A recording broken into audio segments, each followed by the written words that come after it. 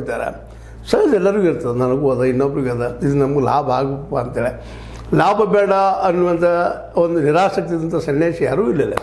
ಎಲ್ಲರೂ ಆಸೆ ಇದ್ದೇ ಇರ್ತದೆ. ಆ ದಿಶೆಯಲ್ಲೇ ಇಲ್ಲಿ ಕಂಟ್ರೋಲಿಗೆ ಬರ್ತಾ ಇದೆ ಅಂತ ಅನ್ನಿಸ್ತಾ ಇದೆ. ಯಾಕಂದ್ರೆ ಇವತ್ತು ಪ್ರಕಾಶ್ ಹುಕ್ಕೇರಿ ಅವರ ಒಂದು ಆಡಳಿತ ನಾವು ನೋಡಿದ್ವಿ ಇಲ್ಲಿವರೆಗೆ ಕಳೆದ 40 ವರ್ಷಗಳಿಂದ. ಅವರ ಮಗಂದು ನಾವು ನೋಡಿದ್ವಿ. ಹೌದು, ಕುಟುಂಬ ರಾಜಕೀಯನೇ ಅದು. ಆದರೂ ಅವ್ರ ಬಗ್ಗೆ ಭ್ರಷ್ಟಾಚಾರದಾಗಲಿ ಇನ್ನೊಂದಾಗಲಿ ದೊಡ್ಡ ಆರೋಪಗಳಿಲ್ಲ. ಚಿಕ್ಕ ಪುಟ್ಟ ಎಲ್ಲ ಕಡೆ ಇರುವಂಥದ್ದು ಏನೂ ಇರ್ಬೋದು.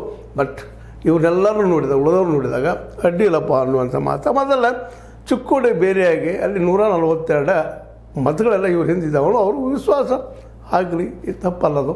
ಬಟ್ ಈಗ ನಮಗೆಲ್ಲ ಬೇಕಾಗಿದ್ದೇನಪ್ಪ ಅಂದ್ರೆ ರೈತರಿಗೆ ಕೇವಲ ಸಾಲ ಕೊಡಿಸೋ ಸಲುವಾಗಿ ಎಷ್ಟು DCC ಬ್ಯಾಂಕಿಗೆ ಸೀಮಿತಗೊಳಿಸ್ತಾ ಇದ್ದೀರಾ ಅನ್ನೋಂಥ ಒಂದು ಪ್ರಶ್ನೆ ಇವತ್ತದ.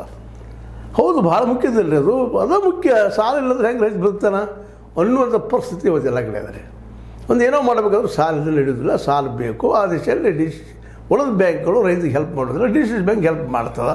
ಅದಕ್ಕಾಗಿ ಸಾಲದ ಮೇನ್ ಮೋಟಿವ್ ಅನ್ನೋದು ಪ್ರತಿಯೊಬ್ಬ ಇವತ್ತಿನ ಲೀಡರ್ ಇದ್ದಾರೆ. ಈ ನಮ್ಮ BDCCದು ಈಗೇನು ಪೆನಲ್ ಅಂತಲ್ರಿ, ಬೇಡ ಪೆನಲ್ ಇಲ್ಲ ಅಂತಲ್ರಿ, ಈ ನಾಯಕರಿದ್ದಾರೆ, ಇದನ್ನ ಹೇಳ್ತಾ ಇರ್ತಾರೆ.